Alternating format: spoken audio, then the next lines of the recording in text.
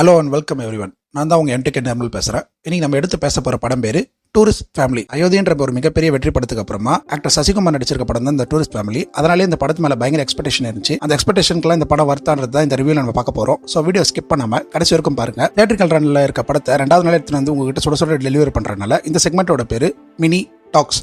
இந்த ரிவ்யூ மூலமாக தான் நீங்கள் சேனலுக்கு ஃபஸ்ட் டைம் வந்திருக்கீங்கன்னா நம்ம சேனலை சப்ஸ்கிரைப் பண்ணிட்டு பக்கத்தில் இருக்க பெல் ஐகானை கிளிக் பண்ணி வச்சுங்க. நம்ம கண்டென்ட் உங்களுக்கு சாட்டிஸ்ஃபைடாக இருந்துச்சுன்னா ஒரே ஒரு லைக் மட்டும் போடுங்க. நிறைய பேர் வீடியோ பார்த்துட்டு மட்டும் போயிருங்க, நான் லைக் போட மாட்டீங்க. நீங்கள் லைக் போட்டால் தான் நம்ம சேனல் இன்னும் வைடராக நிறைய பேர்கிட்ட போய் சேரும். ஸோ ப்ளீஸ் லைக் மட்டும் போடுங்க. இந்த டூரிஸ்ட் ஃபேமிலி படத்தோட ஓவர்வியூ என்னன்னா, இந்த படத்தோட ப்ரோட்டகனிஸ்ட் சசிகுமார் தன்னோட வைஃப் மற்றும் இந்த படத்தோட ஃபீமேல் லீடான சிம்ரன் அப்புறம் அவங்களோட 2 பசங்களோட ஸ்ரீலங்கால இருந்து தப்பிச்சு இந்தியாவுக்கு இல்லீகலா வராங்க. ஏன்னா ஸ்ரீலங்கால சமீபத்தில் பயங்கரமான கிரைசிஸ் இருந்துச்சு. அந்த கிரைசிஸ்ல மிடில் கிளாஸ் பீப்புள் தங்களோட அத்தியாவஸ்தை பார்த்துக்கிறதுக்கே ரொம்ப கஷ்டப்பட்டாங்க. அந்த கிரைசிஸ்ல இருந்து தப்பிச்சு நல்ல வாழ்க்கைக்குள்ள செட்டில் ஆகணும் அப்படின்ற ஒரு கனவோட ராமேஸ்வரத்துக்கு வந்து சேர்றாங்க சசிகுமார் அண்ட் ஃபேமிலி. அங்கேயே சசிகுமார் அண்ட் ஃபேமிலியை போலீஸ் கிட்ட மாட்டிக்கிறாங்க. ஆனாலும் எப்படியும் நேக்கா பேசி அங்கிருந்து எஸ்கேப் ஆகி சென்னையில செட்டில் ஆயிடுறாங்க. இதுக்கிடையில ராமேஸ்வரத்துல ஒரு இன்சிடென்ட் ஒன்று நடந்துடுது. அதுக்கும் இந்த ஃபேமிலிக்கும் சம்பந்தம் இருக்கு அப்படின்னு சொல்லிட்டு போலீஸ் சந்தேகப்பட்டு இவங்களை தேட ஆரம்பிக்கிறாங்க. சசிகுமார் அண்ட் ஃபேமிலி சென்னையில இப்ப நல்லா செட்டில் ஆயிடுறாங்க. நீங்க எல்லாம் கேரளா கரெக்டா? தங்களோட ஸ்ரீலங்கன் ஐடென்டிட்டியை எப்படி மறைச்சு வாழ ஆரம்பிக்கிறாங்க அப்படின்னும், போலீஸ் சசிகுமார் அண்ட் ஃபேமிலியை பிடிச்சாங்களா இல்லையா அப்படின்றதும், அதுக்கப்புறம் என்ன ஆச்சு அப்படின்றத மீதி கதையா பண்ணியிருக்காங்க. இந்த படத்துல ஃபர்ஸ்ட் ஆஃப் பொறுத்த வரைக்கும் சீரியஸான சீக்வன்ஸை காமெடியா சொல்ல முயற்சி பண்ணியிருக்காங்க.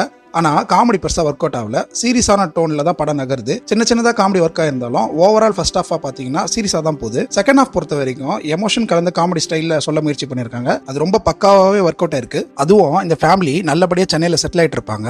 ஆனா போலீஸ் வேற ஒரு பிரச்சனைக்காக இவங்களை தேடிட்டு இருப்பாங்க. இவங்களுக்கும் அந்த பிரச்சனைக்கும் சம்பந்தம் இல்ல அப்படின்றது ஆடியன்ஸ் நமக்கு நல்லாவே தெரியும். அதனாலேயே சசிகுமார் அண்ட் ஃபேமிலி போலீஸ் கிட்ட மாட்டிக்கவே கூடாது அப்படின்னு சொல்லிட்டு நமக்கே ஒரு சின்னதா ஒரு எண்ணம் தோண ஆரம்பிச்சிட்டு இருக்கோம். இந்த ஸ்டைல் ஆஃப் மேக்கிங் தான் இந்த படத்தோட வெற்றி அப்படின்னு நம்ம சொல்லலாம். இந்த படத்துல ஸ்டோரி அண்ட் ஸ்கிரீன் பிளே ரெண்டுமே ரொம்ப நல்லாவே இருக்கு. இந்த படத்துல எல்லா ஆக்டர் அண்ட் ஆக்ட்ரஸுமே ரொம்ப நல்லா நடிச்சிருக்காங்க. குறிப்பா சசிகுமாரோட 2வது மகனா வர்ற அந்த பையன், அவர் பேர் தெரியல, அவர் ரொம்ப நல்லாவே நடிச்சிருக்காரு.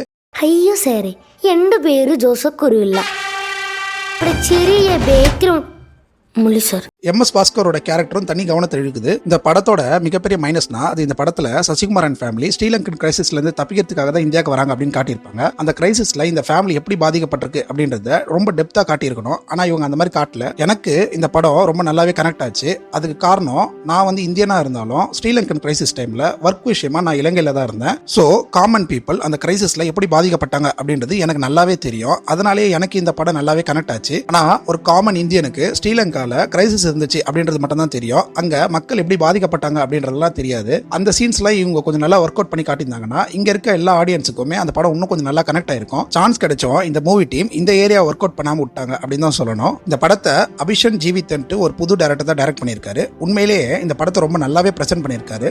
மொத்தத்தில் இந்த படம் எப்படி இருக்கு அப்படின்னு கேட்டீங்கன்னா, ஃபேமிலியோட போய் ஒரு ஃபன்னான ஃபீல் குட் படம் பார்க்கணும் அப்படின்னு நீங்க நினைச்சீங்கன்னா இந்த படத்தை கண்டிப்பா போய் பாருங்க. இந்த ரிவ்யூ மூலமா தான் நீங்க நம்ம சேனலுக்கு ஃபர்ஸ்ட் டைம் வந்திருக்கீங்கன்னா நம்ம சேனலை சப்ஸ்கிரைப் பண்ணிட்டு பக்கத்துல இருக்க பெல் ஐகானை கிளிக் பண்ணி வச்சுங்க. அப்பதான் நம்ம வேல்யூபிள் கண்டென்ட் உங்களுக்கு உடனே வந்து சேரும். நம்ம கண்டென்ட் உங்களுக்கு சாட்டிஸ்ஃபைடா இருந்தா ஒரே ஒரு லைக் மட்டும் போடுங்க. முடிஞ்ச உங்க க்ளோசர்களுக்கு இந்த வீடியோ ஷேர் பண்ணி விடுங்க. கருத்துக்கள் வரவேற்கப்படுகிறது. அதனால உங்க கருத்துக்களை கீழே கமெண்ட் செக்ஷன்ல சொல்லுங்க. நம்மளோட இன்ஸ்டா ஐடியா கீழே டிஸ்கிரிப்ஷன்ல கொடுத்துருக்கேன். நம்ம கேட்டு வேண்டிய நல்ல ஆடியோ புக்ஸை நம்மளோட இன்ஸ்டா அக்கௌண்ட்ல தான் சஜஸ்ட் பண்ணுவோம். ஸோ அதையும் போய் செக் பண்ணி பாருங்க.